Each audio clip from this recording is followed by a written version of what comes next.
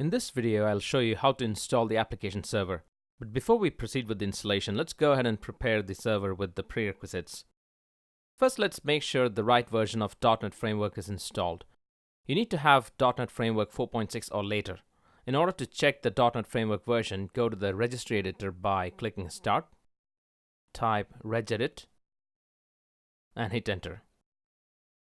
Now go to HKey Local Machine, Software, Microsoft, Net Framework Setup, NDP, v4. And you should see this key called full. If you don't see this key, then you don't have .NET Framework 4.6. So please go ahead and install it. If you have Windows Server 2012 R2 or later, .NET Framework 4.5 is included by default. But you need to install .NET Framework 4.6 by going to this link. Now if you click the subkey full, you should see the version here. Alright, next we need to install IIS and ASP.NET 4.5. So launch the Server Manager. Click Manage, Add Roles and Features. Click Next. Select role-based or feature-based installation.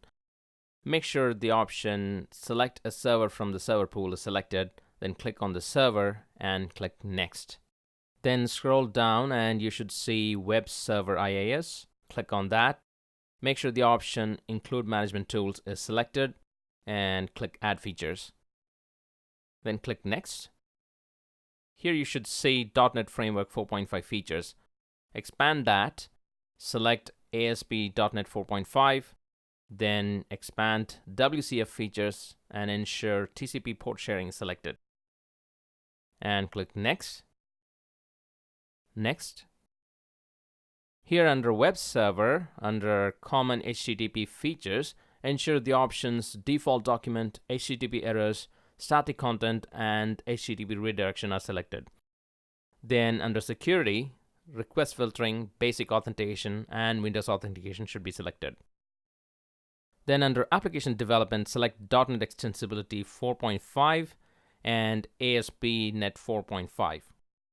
Then click Add Features, and it should automatically enable IceHappy extensions and IceHappy filters as well. Now if you go to Management Tools, select IIS Management Console, then expand IIS 6 Management Compatibility and select all the 4 options. Then click Next and install. The installation will take a while, but you can go ahead and close this window. You can see the installation status by clicking this flag icon here, which is basically the notification icon.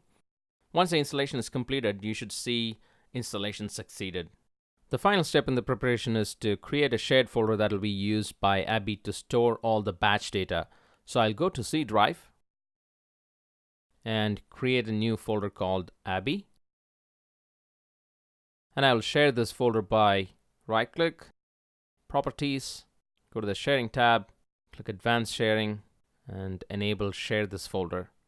I'll leave the share name as ABBYY, and I'll add my account and the 2 new service accounts that we created earlier. So click Add, SVC ABBYY PROC Station. I'll give full control. Then add SVC ABBYY PROC Server and give full control. And finally, I'll add my account and give full control. And apply, OK. Again apply, OK. Then go to the Security tab, click Edit. I'll select my account and give full control. Then click Add and type SVC ABBYY PROC Station. Provide full control. Similarly, add SVC ABBYY PROC Server. Full control. Apply. OK. And close. Then I'll create a subfolder inside this ABBYY folder called Batch Data. And I'll go to the Properties, Security tab, and ensure the permissions are inherited from the parent folder ABBYY. Yeah, it's all good. All right, now we are ready to install the application server. So go to the folder where you have extracted the ABBYY Flexicapture setup file, right-click Auto Run, and click Run as Administrator. This is an important step. Make sure you run it as administrator. click distributed installation, and you should see various options here. The external components are basically .NET Framework 4.5 and SQL Server Express Edition. So if your computer doesn't have .NET Framework 4.5, you can install it from here. The SQL Server Express Edition is just if you want to install this for a demo purpose and you don't have a SQL Server yet, you can install the SQL Server Express Edition on the same machine to run a database. We don't need this, so I'll click back. What we are going to install on this machine is the application server, which can be found in install servers. So I click that. I'll select the language English, click OK. And if you remember in the last video, I mentioned Visual C++ 2015 redistributable is a prerequisite. So if your computer doesn't have it, then this setup file will detect and will give you the option to install it. So go ahead and install it.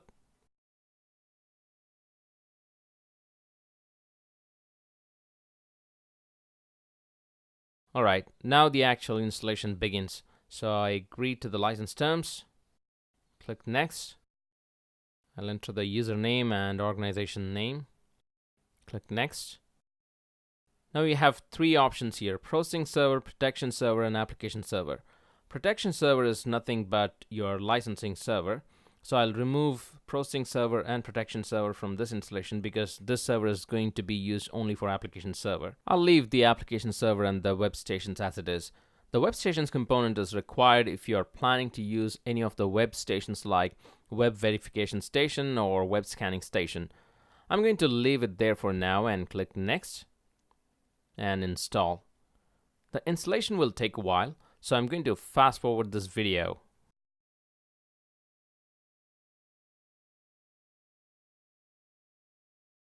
Alright, now the installation is completed and the administration and monitoring console has automatically come up. The next step is to create a new database and connect the application server to it. Here you have two options: create a database and connect to an existing database. Create a database will create a new database on the SQL Server instance that you provide and connect the application server to this newly created database. Connect to existing database, as the name says, will connect to an already existing database. Now we need to create a new database, so I'll click Create a New Database, select MS SQL, and I will enter the SQL Server instance name, which is sqlserver.busyping.net. And for the database name, I can give any name and the new database will be created with this name. So I'll name my database as ABBYFC. For the authentication settings, there are two options: Windows Authentication or Database Server Authentication. If you use Windows Authentication, you will notice that the username and password are grayed out. This is because it will use the current Windows user who is logged into the server to create the database. But if you select Database Server Authentication, you need to enter the username and password. But as I mentioned in the last video, I have already added my Windows account into the SQL Server with the appropriate privileges. So I'm going to select Windows Authentication and select the option Use External File Storage.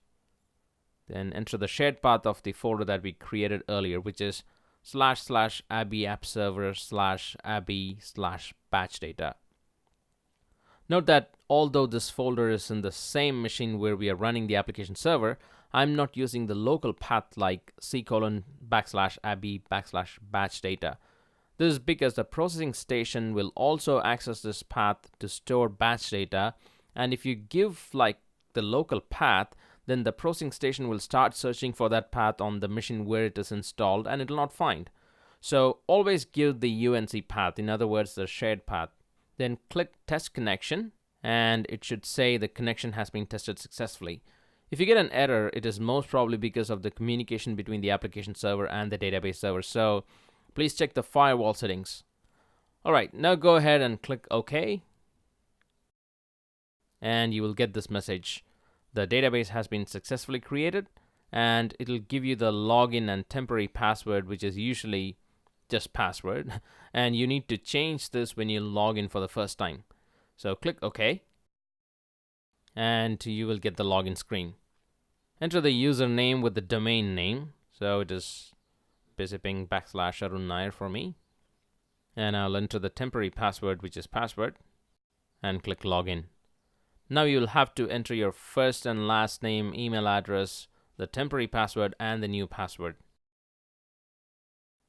Make sure the new password is same as your Windows password, and that way the passwords in ABBYY and Active Directory are synchronized. The next time when you change your Windows password, ABBYY will authenticate against the Active Directory, so you don't have to update the password on ABBYY. Alright, now click Save, and you will get to this page. Click Administration and Monitoring Station, and you will be on the summary page. Now, it will say the license could not be accessed, which is obvious because we haven't set the licensing server yet, which we will do it in the next video. Now, in the last video, I mentioned that you need to provide DB creator and security admin privileges for the SQL account, and I said I'll explain why in this video. So in order to explain that, I'm going to switch to my database server. So here's my database server and I have the SQL Server Management Studio opened up. If I go into databases, you can see the ABBYY FC database which got created by ABBYY. Now what ABBYY did is, it not only created the database but also added a new SQL account in the name of the app server, which you can see here, and gave this account permissions to access the newly created database. This will be the account the app server is going to use in order to interact with the database. And in order to create a new DB account, you need to have security admin access. That is the reason why we have to give both DB creator access as well as security admin access. Alright, so in the next video, we will install the licensing server and activate the license.